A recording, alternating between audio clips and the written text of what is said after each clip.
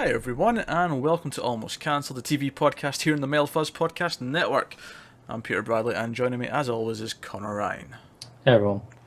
So this is a TV podcast, and every week we review a bunch of TV shows. This week we had a new show from Cinemax, which actually isn't airing properly for another few weeks, but the first episode came early. So, Robert Kirkman's new show, Outcast, we reviewed the first episode of that.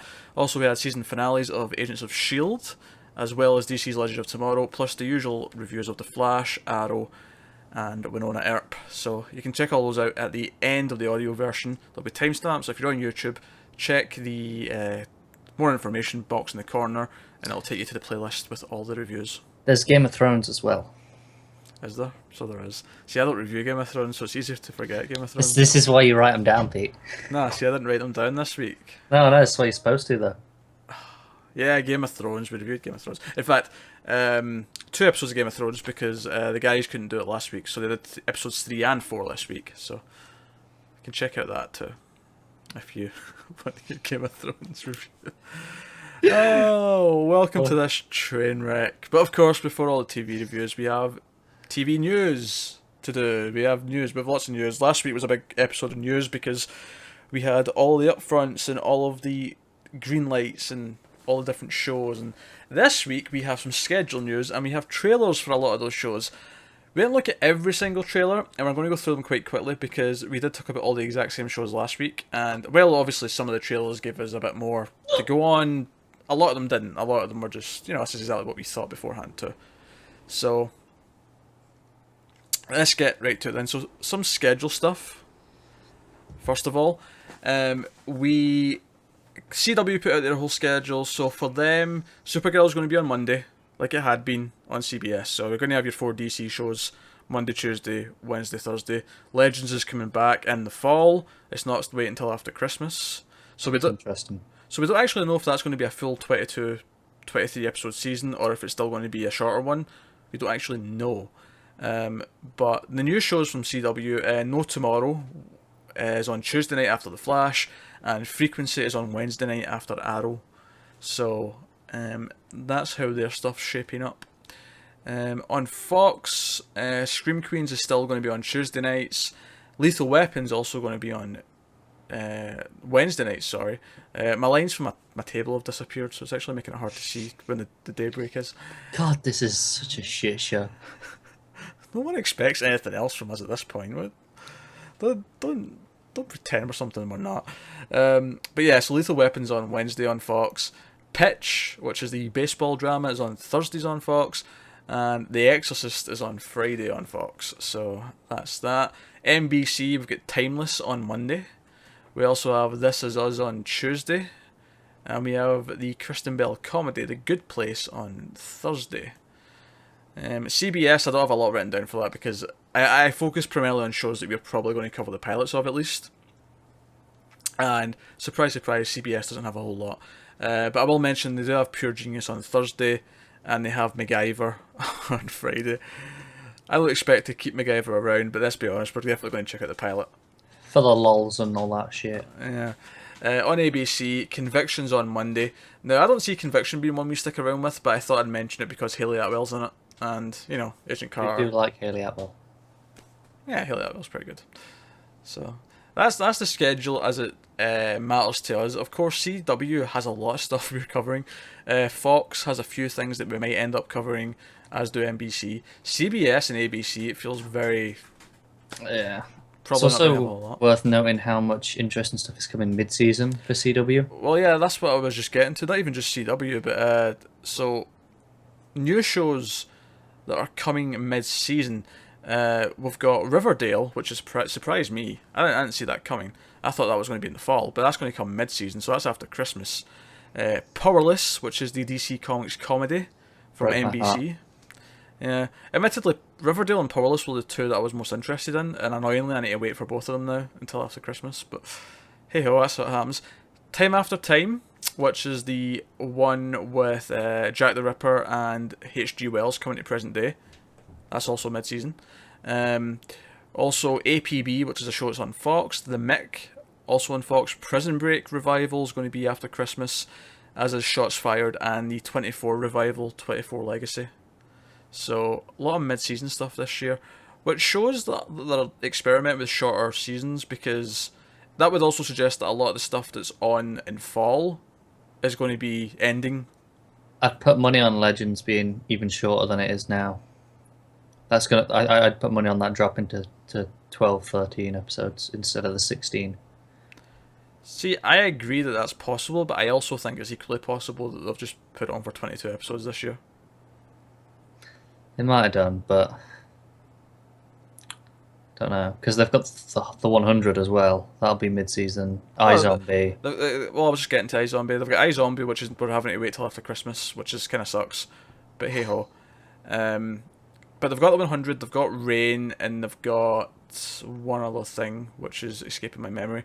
But they've got like 4 or 5 shows coming back or starting after Christmas. So that would suggest that a lot of the ones they've got just now are stopping. And we know it's not the other comic book shows. Supergirl, Flash, and Arrow have got full orders. Yeah. And Supernatural will have as well. There's no way that's a short season. So it was just a lot of the stuff they've got is going to be Shorter.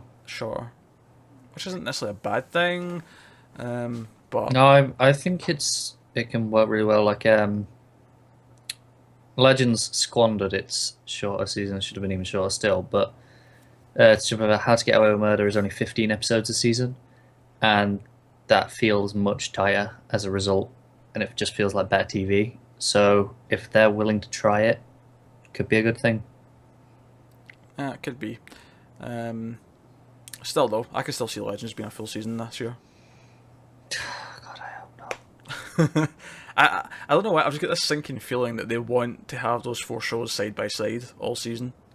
You think they're shaping up that as like their like that's the anchor of their network now? Yeah, and everything else can. Because before it was kind of like Supernatural and Vampire Diaries, sort of. That's probably what it was. Yeah. But now it's just 4 nights DC. This is our baseline of the network. Well, that's why next year we're going to get a 5th DC show, so that they've got one on Friday, and then. I wouldn't even put it past them at this point. Yeah, I'd probably be overkill. But so that's the scheduling stuff out of the way. At least the stuff that's of interest. Now we also get a lot of trailers. This always happens after the upfronts. We get a lot of trailers for a lot of these shows, all the ones that have filmed pilots already, and a lot of them tend to reveal too much. Like it tends to be just the pilot in a condensed 4 or 5 minute form. Yeah. So we got a lot of those. We're not going to go too in depth on a lot of these, but again, I want to keep this fairly brisk. I don't want to get bogged down in them all. But just taking them through in the order that I've got them written down here. First up, Timeless. This is the one from Sean Ryan, Eric Kripke, about the historian, the scientist, and the cop, I want to say, who have to go back in time to try and stop this other guy who's stole a time machine and is trying to fuck up history. Did I watch this trailer? You did. I remember you commenting on it. This is how many trailers we watched for TV shows this week. There were so many that I'm losing track of what's what, I'll be honest. And especially all the time travel ones. There's just too much time travel. This was a slightly disappointing trailer, if I'm honest. This is probably why I don't remember it. Given the names involved, especially Sean Ryan, I was really hopeful for this. And it still might be good, don't get me wrong. It still could end up being good. But the trailer for this felt very network TV fluffy. You know? But again, that could just be the trailer. The full pilot could be good. And even if the pilot's not amazing, it could grow to be good over the next few episodes. But it just... Something about the tone here just felt a bit too fast food for my liking. I get you. Yeah, it's just... The fact that I'm really struggling to remember it just shows how... It felt very generic. That's the description of this show. This should be vivid in my mind as to what this is, but it's just not. Which just says it can't have been that good a trailer. Well, sticking with time travel, even though it's not coming till after Christmas, we did get the trailer for Time After Time, which I thought this one was going to be the weaker of the two time travel dramas, but this one looked better. Yeah, potentially. I remember enjoying this trailer more. Now, admittedly, I'm still a little bit weary that they've cast a bunch of really young, attractive people. When I feel like H.G. Wells and Jack the Ripper should be a bit more, I don't know, middle-aged. Or not middle-aged. Yeah, middle-aged. But yeah, they come to present day New York, and apparently H.G. Wells can still time travel because he shows the women that he's interested in time travel. but they're trying to Well, stop the him. machine still works, just no one else knew how to use it. Yeah, okay. Why not? I look like there's going to be some fun ideas. I like the idea of Jack the Ripper being in present day and thinking it's like a playground because I remember one of the bits that I really liked was that he looks at all the bombings and stuff, and he goes, "In this, I'm just an amateur." yeah, That was really cool. potential. I don't think it looks great, but I think there's potential. Yeah, there's enough in there that it could be all right. So that's time after time.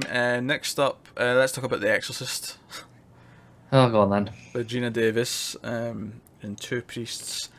This to me, this the most exciting part of this trailer was when Tubular Bells, the music from The Exorcist, kicked in. Yeah, and that was also really strange for me. I feel like this is clearly a different version to the movie. So why are they tying themselves to it almost with the music? They're just making you think of it, They are. and they shouldn't want to do that. My problem with this trailer though was more that it just looks like it's going to take the plot of the movie, but drag it out over however many episodes. Because I felt like, oh my god, are they going to spend an entire episode before they even decide that the kid's just not like being a shithead? Like, that's what I was kind of getting from it. Yeah, I'm not feeling good about that at all. Nah, I'm not feeling it either. But we will cover the pilot, so, hey ho. Next up, The Good Place, which is a comedy from NBC starring Kristen Bell, Ted Danson. She goes to heaven, but they've made a mistake. It was actually someone else with the same name that was meant to go, and she's enjoying it, but try to hide the fact that she's not meant to be there. This was a pleasant surprise. Yeah, I didn't really know much about this when I put this trailer on, but it was amusing, and I am definitely interested in checking it out. A lot of good humour. That said, though, it has one of those shows that feels like it's going to be cancelled Yeah. by the end of the season. I don't know what it is. Maybe it reminds me a little bit of something like Dead Like Me. It didn't last very long, or I don't know. It just feels something that's going to not last very long, but it looked good. So We'll take what we can get. next up, No Tomorrow, which is the CW show about the woman who meets the man who thinks the world's going to end in about 8 months, so they start just living life to the fullest. This is the definition of a one-season idea. Yeah, I don't get what the plan for this is. Should it last? Because obviously that's timed. That 8 month is timed because that's when the season finale is going to happen. Yeah. Right? So this is something presumably that's going to last a full 22 episodes because that would put it in real time. This would end in May, and that would be 8 months, give or take. So I'm not sure what the plan is. But forgetting that though, what did you think? Did you think it looked fun or what? Very mediocre, frankly. Nothing in it really excited me. It was just kind of there. Yeah, it didn't do much for me either. I mean, it wasn't bad. It was just Yeah, that's what I mean. Mediocre. It's like there's nothing wrong with it. Just it's just there. as well. Yeah, I think it goes back to the whole concept thing. Is that I'm watching this and going, why is this a concept for it? This is a concept for a movie. In fact, it's been done multiple times for a movie, more or less. I don't get this as a concept for a TV show, especially since you then have to say what is season 2. Is it just these characters realising, oh shit, we just wasted 8 months doing crazy shit, and now we're broke and have no steady jobs because of it, and the world's still going on? Season 2 could be really depressing, actually, if they go that route. That could be really funny. We Get some great black humor in that. We burned all our money thinking the world was going to end, and now we're fucked. I'd watch that. Can we just start there? Yeah, that actually does sound a lot more interesting than that. Alright, so next up we have Conviction, which is the Haley Atwell ABC legal drama. I'm good. Yeah, no. Just look boring. Also, don't like Haley Atwell, American accent. Yeah, that was weird, because she's playing the first daughter, or the ex-first daughter.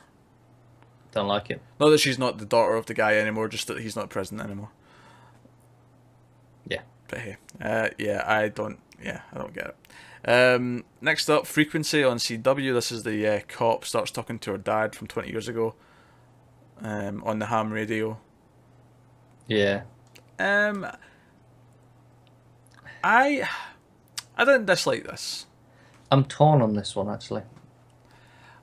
There was things here I can see this becoming a fun little show. I actually really can see this being good. Yeah. But I can also see it just sort of being cliched and like Very procedural. procedural, yeah. Um, Could go either way.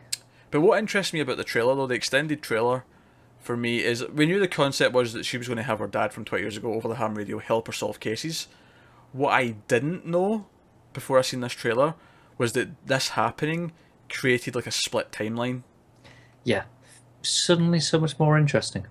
Yeah, so that's what really interests me, is that this is going to affect everything, and suddenly her boyfriend doesn't know who she is because everything's changed. And her mum's dead. Yeah, her mum's dead, and she's like one of the victims of this killer who was meant to have been stopped right after her dad died, but didn't. Yeah. Very interesting. I have a question. Mm-hmm. Does this count towards the season's chunk of time travel? I would say no, but kind of, but in a different way. Yeah. In a creative way, because the butterfly effect's an effect. Yeah. That's what I'm thinking. It's like, there's this kind of... There's time traveling voices. It's less time travel and more of a bridge between two times. Yeah, but it's close enough that... That's it. I think this has the potential to be the best of the time travel shows. Yeah. Potential. If they do like a Fringe thing and it starts off being kind of procedural, but this whole serial killer who was meant to have stopped thing is like the overarching like plot, and like I could see it becoming good. I think this has potential. Yeah, I agree. So potential. That's a key word here. So that's Frequency. Next up, Lethal Weapon. This is one of the trailers that I hadn't watched and just watched right before we started recording to, talk about it, and it looks like absolute garbage. It looks pretty much exactly the same as the Rush Hour trailer. I don't think it looks quite that insultingly bad, but I do think it feels very like I'm just watching this and I'm seeing scenes that are just sort of reworked from the movie, and I'm just going, no, that's not Mel Gibson, that's not Danny Glover, this does not work. Especially the Riggs character, like he just does not have the crazy edge to him that Mel Gibson had in those movies. He just doesn't. Oh yeah, it kind of feels very toned down. Yeah, it feels very generic TV. It's more wacky than insane. Yeah. It feels like a generic TV white guy. Yeah, it does. It really does. So I'm not feeling this at all. You're gonna make us watch it anyway, aren't you? The pilot, sure. Sick bastard. Sure, we're watching the pilot, definitely. But hey, that's that. Next up, This Is Us, which is NBC. That's the sort of quirky drama day. They all have the same birthday. Oh yeah, I did watch this one. Yeah, yeah, good. You remembered that. That's good. I didn't have a clue until you said that. Until they said, "Oh, but the birthday thing." It's like, it's that one. Yeah. Nothing bad. I wasn't really feeling it though. I don't know. Like, it's one of these things where if this is written well, I can see it being compelling. The tone's there. It's just I really don't know how good it's going to be based on that. No, nothing about the trailer made me think, yeah, I want to watch it. I'll say this though, it stands out as being different amongst everything else. Yeah, that's true. It's definitely not generic. Yeah. So, we'll definitely give it a shot just based on that alone. So, that's This Is Us. Not much to say beyond that. Next up, 24 Legacy, which is a mid-season show. It's not coming until after Christmas. This kind of falls right in the middle again. It's kind of like there's nothing bad about this. It does not. It doesn't appeal to me at all. Nothing about this trailer makes me want to watch this show. I can get that. It's got a couple of tropes from the original 24. The whole idea that the president or someone close to the president's involved higher up, with a subplot, and the main character's running around with a phone trying to talk to people while he's trying to do various things to solve what's going on. 24 was a fun show. So this could end up also being a fun show, especially since they've broke away from the continuity for the most part, and they don't have to explain why Jack's having yet another day like this. You know, because 24 just got more ridiculous because they kept trying to top themselves. This, new characters could be fun. I don't know. Again, we'll check out the pilot. But I don't think this wasn't like Lethal Weapon when I was like, oh, this is just bad. This was just this. Yeah, nothing was like bad. Nothing about it makes me actually want to watch the show. Not having Kiefer Sutherland, I don't know if that helps it. Because he was a big reason why 24 was enjoyable. It wasn't the only reason, because as we found out when the plots got silly later on, but certainly a big part of it. Speaking of things coming back, again on Fox, is Prison Break. Again, I just watched the trailer for this. It looked like more Prison Break, and the fact that they have to retcon a death of a main character from the final, from before, is, already Prison Break doing the same thing again, because it had to do this before. I haven't watched any Prison Break, but this felt just even that, like, because it was obviously red, I was like, this just seems cheap. When you have to retcon the death of one of your leads, it just feels like a cash in. Let's say mild. Kind of spoilers for a death in the middle of Prison Break, but you know how the woman character, Sarah Wayne Callis' character? Yeah. She was beheaded at one point, I think in season 2, maybe early season 3. What the shit happened on this show? Right? And they retconned it in like the next season. How do you retcon a beheading? I don't know, I gave up on the show before they retconned it.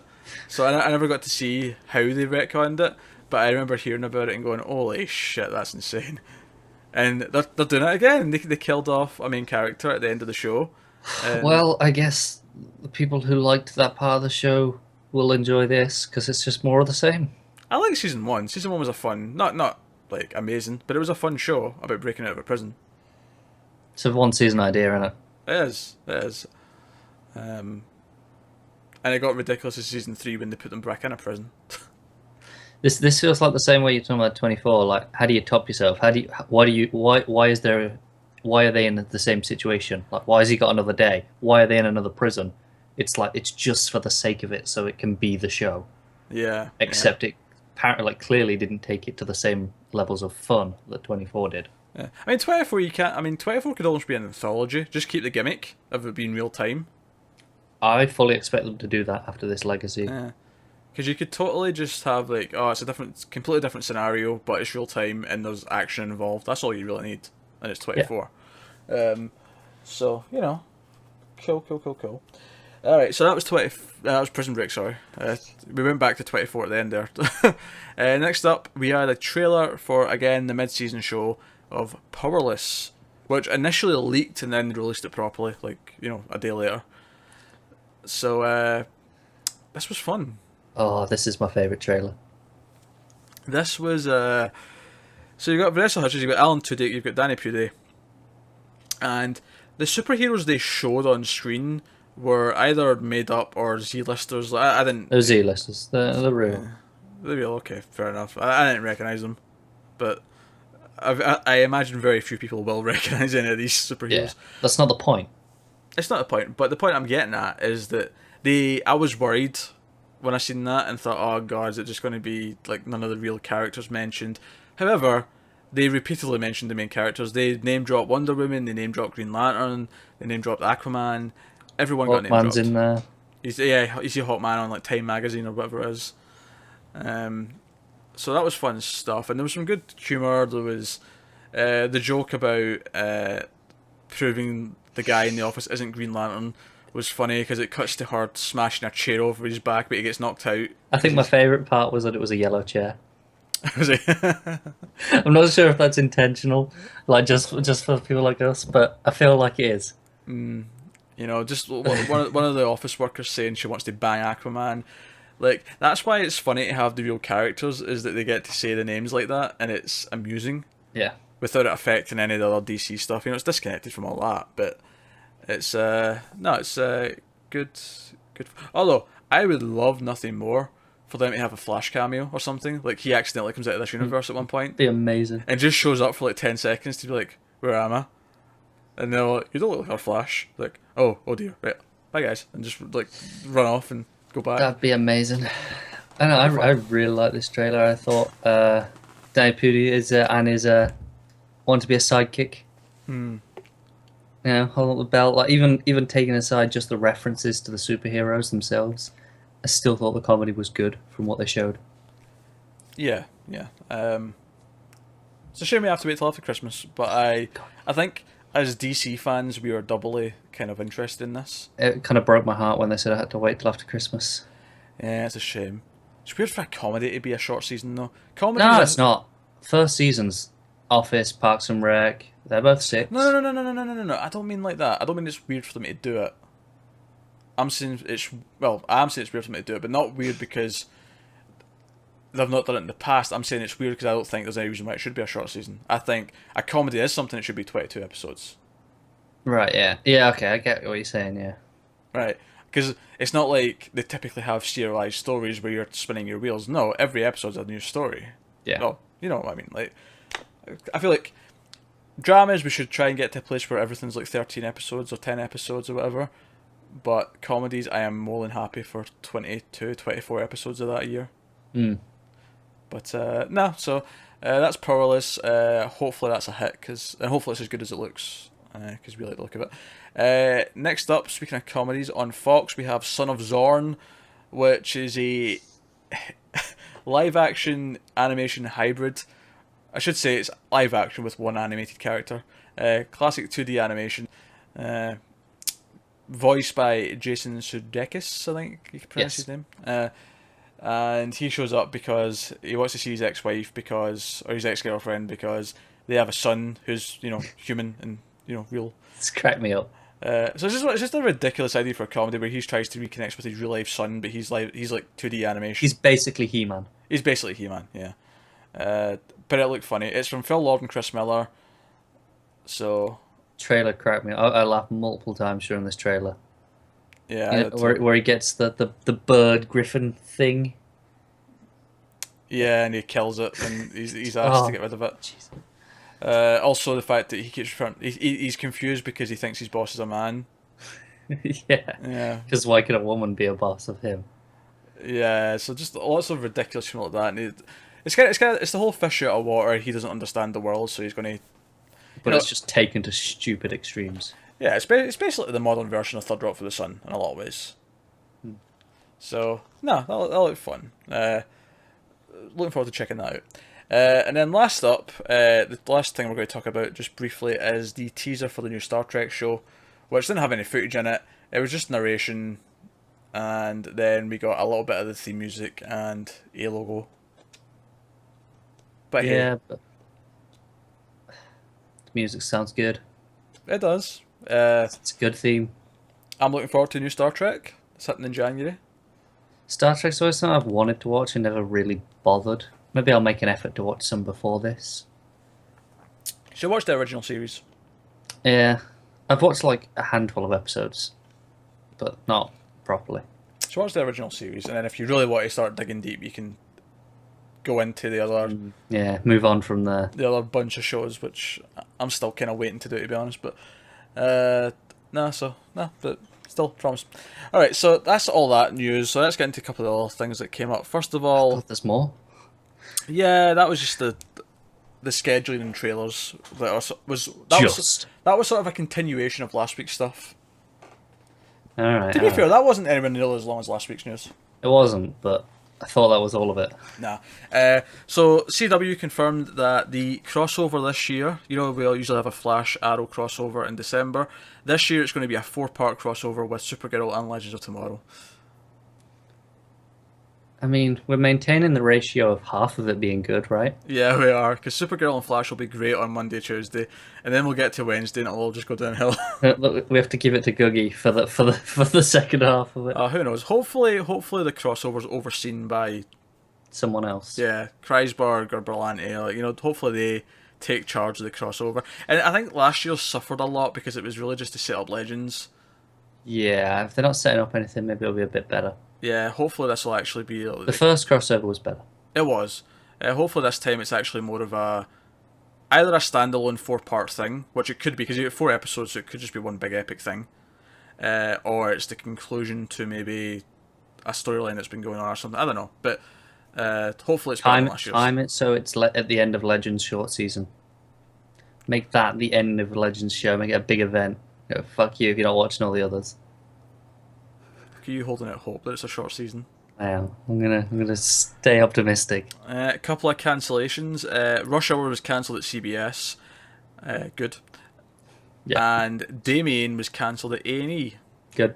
Yeah, also pretty good. I didn't hate it as much as Rush Hour, but yeah, there wasn't. Yeah, but shit doesn't deserve to be on the air. So that's that. Next up, this is big stuff. We obviously were big fans of Fargo, Season 2. Season 1 was good as well, but Season 2 was fantastic. They've announced that Ewan McGregor has been cast in the 3rd season of Fargo. He's going to play 2 roles. He's playing a pair of brothers, presumably twins, I imagine. They're not. I read a description, because one of them is... I think they describe him as skinny, and one they specifically describe as pudgy. They could still be twins. No, but they specifically said it about just one of them, and like... No, they could still be twins. I think they said he was meant to be like shorter or something, or younger. Unless they said a different age, they could still be twins. I think they did. They could, but like... You could have a set of twins where one's fat and one's not. You can, but I'm sure they said in this, like, young and pudgy. I'm sure it was something like that. Well, I'm so glad you brought this news to Well... us. Not having a fucking clue what you're talking about. I've read it among everything else, and, you know, it's been a busy night for reading things. Alright, well, it doesn't really matter, okay? They're brothers. Yeah, fine. And yeah, so he's playing brothers, Emmett and Ray Stussy. I think I'm saying that right. You're definitely not, let's be honest. Stussy. Well, it's 2 S's, so it's not Stussy. Alright, so Emmett is a parking lot king of Minnesota, a handsome and successful real estate mogul, and Ray is a pot-bellied, balding parole officer who peaked in high school and blames his brother for his misfortunes. Nothing about age difference. Just putting that out there. Maybe the one I read was something different. Or I'm just misremembering. Could be either, to be honest.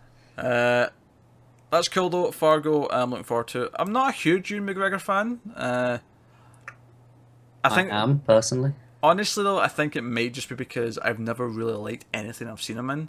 Not necessarily because of him. Fair enough. Despite the praise that Trainspotting gets, didn't do much for me. Star Wars prequels, obviously garbage. He was in a thing called The Ghostwriter a few years ago. Didn't do much for me either. What was the film I saw him in? It was this thing where there was a plane crash and he was with his family. Oh yeah, I didn't like that much either. That was the one set in Hawaii with Naomi Watts. I can't Yeah. remember. It was alright. Yeah, it was okay. It didn't do much for me though. Yeah, fair enough. I've legitimately never seen him in anything where I've at the end went, oh, I love that. Like, never. That's fair enough. I do think he's good though, personally. That said, I trust the people behind Fargo now. Yeah, no reason to doubt them now, is there? Nah, really isn't. So this could be cool. And obviously, I'm curious to hear his Minnesota accent. Yes. Being that he's Scottish, and I can't do fucking accents to save myself, so I'm amused. Well, he can drop the accent already for other stuff, so... Yeah, but Minnesota's really specific. It is specific, but it's like he can do non-Scottish, so I'm sure he's fine. Unlike you.